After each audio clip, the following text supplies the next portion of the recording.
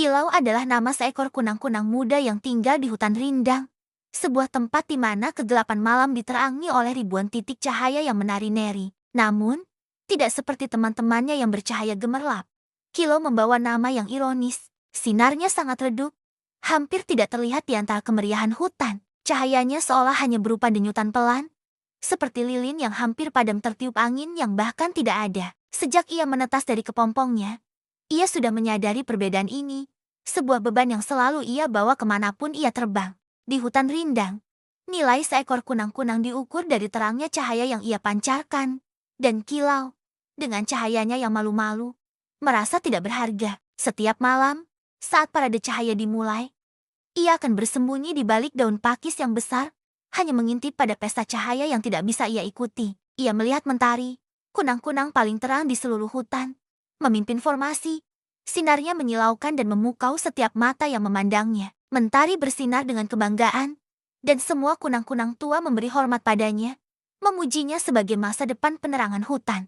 Lihatlah, mentari bagaikan matahari kecil di kegelapan ini, kata Bintang, salah satu kunang-kunang yang lebih tua. Suaranya dipenuhi kekaguman. Kilau mendengar pujian itu, dan perbandingan itu menusuk hatinya, membuat sinarnya yang sudah redup terasa semakin dingin. Ia mencoba segala cara yang ia dengar dari cerita-cerita para leluhur untuk meningkatkan intensitas cahayanya. Tetapi semuanya sia-sia. Pertama, ia hanya memakan nektar dari bunga yang paling langka dan paling bercahaya. Berharap nutrisi ajaib itu akan membangkitkan cahayanya. Ia menghabiskan waktu berjam-jam mengumpulkan nektar bunga bulan yang mekar hanya semalam suntuk. Tetapi tidak ada perubahan berarti pada denyutan di perutnya. Kemudian, ia mencoba latihan terbang ekstrem. Berputar-putar dalam kecepatan tinggi, berpikir bahwa gesekan udara akan memicu reaksi kimia yang lebih kuat pada organ penghasil cahayanya. Ia hanya berakhir pusing dan lelah, terjatuh ke rumputan pada. Sementara kunang-kunang lain tertawa melihat tingkah anehnya. Kilau, kau tidak perlu mencoba terlalu keras, ujar mentari suatu malam dengan nada mengejek yang manis. Terima saja bahwa kau diciptakan untuk menjadi penerangan di bawah bayangan. Atau mungkin hanya untuk menjadi makanan bagi laba-laba yang tidak melihat dengan baik.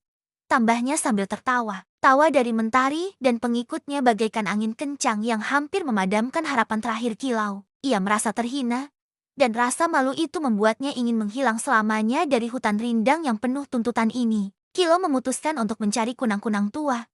Sang tetua yang konon sudah hidup ratusan tahun dan menyimpan semua rahasia cahaya. Ia terbang jauh, melewati lembah sunyi, tempat di mana tidak ada cahaya yang berani masuk karena legenda kegelapan abadi. Perjalanannya panjang dan berbahaya. Tanpa cahaya yang kuat, ia hampir saja menjadi korban predator malam beberapa kali. Setelah berhari-hari, ia menemukan kunang-kunang tua yang duduk sendirian di atas batu lumut. Sinarnya sendiri kini hanyalah gumpalan memori yang samar. Kunang-kunang tua, aku datang padamu untuk mencari petunjuk, kata Kilau. Suaranya bergetar antara rasa takut dan putus asa. Bagaimana caranya agar aku bisa bersinar seperti mentari? Aku ingin cahayaku menjadi kuat, memukau, dan diakui oleh semua. Kunang-kunang tua itu memejamkan mata dan menghela napas panjang, mengeluarkan suara berderak seperti kulit kayu tua. Nah, kau mencari cara untuk mengubah dirimu menjadi sesuatu yang bukan dirimu. Itu adalah kelelahan yang tak berkesudahan, jawabnya lembut. Tetapi aku tidak memiliki kepercayaan diri. Cahaya ini adalah aib, Kilau berseru sambil menunjuk perutnya yang berdenyut pelan. Kepercayaan diri bukanlah tentang seberapa terang sinarmu, itu tentang seberapa tulus sinarmu, kata tetua itu. Ia melanjutkan, cahaya paling terang di hutan ini sudah dimiliki oleh mentari. Untuk apa ada dua mentari? Kilau bingung. Ia telah menempuh perjalanan jauh hanya untuk mendengar teka-teki yang tidak memecahkan masalahnya. Kunang-kunang tua, aku tidak mengerti. Aku butuh tips, ramuan, mantra, desak Kilau dengan frustrasi. Baiklah, kata tetua itu, membuka matanya yang keriput. Ingat ini, cahayamu bukanlah milikmu, tetapi milik mereka yang membutuhkan. Setelah mengucapkan kalimat misterius itu, kunang-kunang tua menutup mata lagi. Seolah-olah percakapan itu sudah berakhir. Kilau merasa semakin hampa. Ia kembali ke hutan rindang, memikirkan makna dari kata-kata tersebut. Ia mencoba menafsirkan ucapan itu dengan caranya sendiri. Mungkin ia harus menjadi penunjuk jalan bagi semut-semut yang tersesat. Ia berdiri di jalur semut selama berjam-jam. Tetapi para semut yang terorganisir dengan baik bahkan tidak repot-repot melihat sinarnya yang remang-remang. Mungkin ia harus menerangi wajah bunga malam agar mereka bisa mekar lebih cepat. Bunga-bunga itu justru lebih suka cahaya bulan yang lembut. Kilo merasa bahwa bahkan mereka yang membutuhkan pun tidak membutuhkan cahayanya yang sama. Suatu malam, badai hebat datang, menggulung hutan rindang dalam kegelapan total dan hujan lebat. Sinar mentari dan kunang-kunang yang terang lainnya, meskipun kuat, dengan cepat tersapu oleh tetesan air hujan yang tebal. Kilau, yang sinarnya selalu tertutup, merasa lebih aman dalam badai, tetapi ia tetap bersembunyi. Takut sinarnya akan padam sama sekali. Di tengah kebingungan dan kekacauan, ia mendengar suara tangisan lemah, bukan suara kunang-kunang. Itu adalah suara siput kecil yang terpisah dari kawanannya dan kini tersangkut di akar pohon yang licin dan gelap. Siput kecil menangis karena ia takut akan kegelapan yang pekat. Kegelapan di mana ia tidak bisa melihat jalan keluar. Kunang-kunang lain terbang tinggi-tinggi, mencoba mencari jalan keluar dari badai, sibuk menyelamatkan diri mereka sendiri. Kilau, dengan ragu-ragu, terbang mendekat ke arah suara tangisan itu. Ia memutuskan bahwa ini adalah mereka yang membutuhkan yang dimaksud kunang-kunang tua. Saat ia mencapai siput kecil, ia mengarahkan sinarnya yang redup ke wajah siput kecil yang basah. Cahaya itu, yang di hutan rindang dianggap tidak berguna, kini menjadi satu-satunya sumber penerangan di bawah akar pohon yang gelap gulita. Siput kecil mendongak. Matanya yang besar melihat titik cahaya kecil yang stabil dan menenangkan. Oh, kunang-kunang, aku bisa melihat. Aku tidak sendirian lagi, seru siput kecil. Rasa takutnya mulai mereda. Cahaya kilau tidak menyilaukan. Cahayanya hanya cukup untuk menerangi area kecil tempat siput kecil terjebak. Kilau tiba-tiba merasa hangat. Bukan karena ia bersinar lebih terang, tetapi karena ia berguna. Ia menggunakan sinarnya yang lembut untuk memindai area di sekitar siput kecil. Mencari jalur yang paling tidak licin, ia memimpin siput kecil perlahan, mengarahkan jalannya keluar dari jebakan akar menuju tempat yang sedikit lebih aman.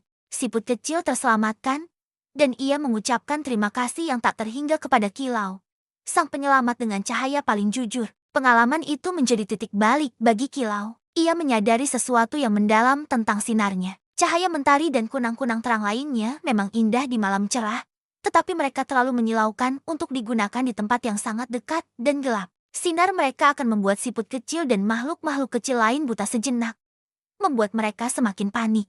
Sinar kilau yang redup, justru, adalah cahaya yang sempurna untuk kegelapan yang sesungguhnya, cahaya yang membimbing tanpa membutakan. Kilau pulang ke sarangnya dengan perasaan yang sama sekali baru. Bukan bangga karena sinarnya kuat, tetapi puas karena sinarnya memiliki tempat yang unik. Keesokan harinya, ia tidak lagi bersembunyi di balik daun pakis saat parade cahaya dimulai. Ia terbang di pinggiran formasi, tidak mencoba untuk menonjol, tetapi juga tidak lagi menyembunyikan diri. Mentari melihatnya dan mengejeknya. Hei, Kilau, kenapa tidak kau matikan saja? Kau hanya membuat kegelapan terlihat lebih gelap. Kali ini, kata-kata Mentari tidak terasa menyakitkan. Kilau hanya tersenyum pelan, senyum yang tulus. Sinar saya mungkin tidak untuk dipamerkan, Mentari, jawab Kilau dengan suara tenang. Tapi sinar saya cukup untuk mereka yang benar-benar membutuhkan panduan kecil. Kunang-kunang lain merasa terkejut dengan keberanian Kilau yang baru, dan beberapa dari mereka bahkan merasa penasaran. Tak lama setelah itu, ancaman baru datang. Seekor burung hantu raksasa mulai berburu di hutan rindang. Burung hantu itu terbiasa berburu di bawah sinar bulan. Tetapi ia menjadi sangat bingung dengan cahaya gemerlap kunang-kunang yang terlalu banyak. Ia mulai mengincar kunang-kunang yang paling terang, karena mereka adalah target yang paling mudah dilihat. Mentari dan kunang-kunang terang lainnya harus berusaha keras untuk mematikan dan menyalakan cahaya mereka secara tiba-tiba, menciptakan kekacauan yang membahayakan. Mereka harus terus-menerus cemas dan khawatir tentang kapan burung hantu akan menyerang lagi. Namun, burung hantu itu hampir tidak pernah memperhatikan Kilau. Sinar Kilau terlalu redup untuk menarik perhatian predator besar. Ia terbang dengan aman di bawah radar burung hantu. Kunang-kunang lain mulai menyadari keuntungan dari kerendahan hati cahaya Kilau. Sinar redup itu adalah keamanan, bukan aib. Itu adalah pertahanan, bukan kelemahan. Mereka mulai meminta Kilau untuk terbang di antara mereka, menggunakan sinarnya sebagai penanda kecil yang aman. Tetap di dekat Kilau. Sinarnya tidak akan membuat kita menjadi target, bisik salah satu kunang-kunang yang dulunya menertawakannya. Kilau tidak pernah berpikir bahwa kekurangannya akan menjadi keunggulannya di saat krisis. Ia memimpin kelompok-kelompok kecil kunang-kunang, menunjukkan pada mereka jalur penerbangan yang aman di dekat permukaan tanah. Sinar redupnya menembus dedaunan, cukup untuk memandu, tetapi tidak pernah cukup terang untuk menarik burung hantu. Ia menemukan kepercayaan diri bukan dalam usahanya untuk menjadi seperti mentari, tetapi dalam penerimaannya untuk menjadi dirinya sendiri. Kepercayaan diri yang sejati bukanlah teriakan keras, melainkan bisikan keyakinan dari dalam jiwa. Kilau tidak lagi peduli apakah sinarnya disetujui oleh kunang-kunang lain, atau apakah ia memenangkan parade cahaya. Satu-satunya hal yang penting adalah bahwa ia telah menemukan tujuan uniknya di dunia ini. Kunang-kunang tua yang diam-diam mengamati dari batunya tersenyum. Kau tidak perlu menjadi matahari untuk bisa menghangatkan. Nah, kau hanya perlu menjadi dirimu sendiri. Seutuhnya, gumamnya pelan. Pelajaran ini menyebar ke seluruh hutan rindang. Kunang-kunang muda mulai menghargai keragaman sinar. Sinar terang untuk perayaan, sinar redup untuk panduan, dan sinar berkedip cepat untuk komunikasi darurat. Mereka belajar bahwa setiap cahaya, tidak peduli seberapa kecil, memiliki peran penting yang tidak dapat digantikan oleh yang lain. Kilau, sang kunang-kunang dengan sinar yang redup, kini menjadi pahlawan yang tenang, simbol kepercayaan diri yang ditemukan dari penerimaan diri. Ia tidak mengubah cahayanya, ia mengubah cara ia melihat cahayanya. Dan pada akhirnya, ia bersinar paling terang di hati semua kunang-kunang karena keberanian dan ketulusannya. Kisah Kilau mengajarkan kita bahwa mengejar standar orang lain hanya akan memadamkan apa yang membuat kita unik. Kepercayaan diri yang sebenarnya muncul saat kita berhenti membandingkan dan mulai menghargai apa yang sudah kita miliki, bahkan jika itu hanya cahaya yang redup. Sebab, seringkali kekurangan kita adalah keunggulan kita yang tersembunyi.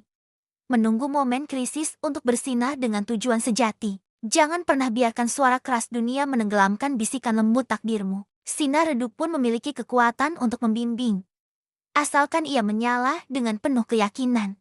Jadi, teman-teman, apakah kalian punya sinar unik yang masih malu-malu? Jika kisah Kilau ini menginspirasi kalian untuk lebih percaya diri pada keunikan kalian, jangan simpan pelajaran berharga ini sendirian. Tunjukkan bahwa setiap cahaya, redup atau terang, punya makna di dunia sastra anak. Langsung like cerita ini, share kepada teman-teman yang butuh kepercayaan diri, dan yang paling penting, subscribe channel Dunia Sastra Anak agar kalian tidak pernah melewatkan kisah fabel penuh moral yang akan membuat kalian bangga menjadi diri sendiri.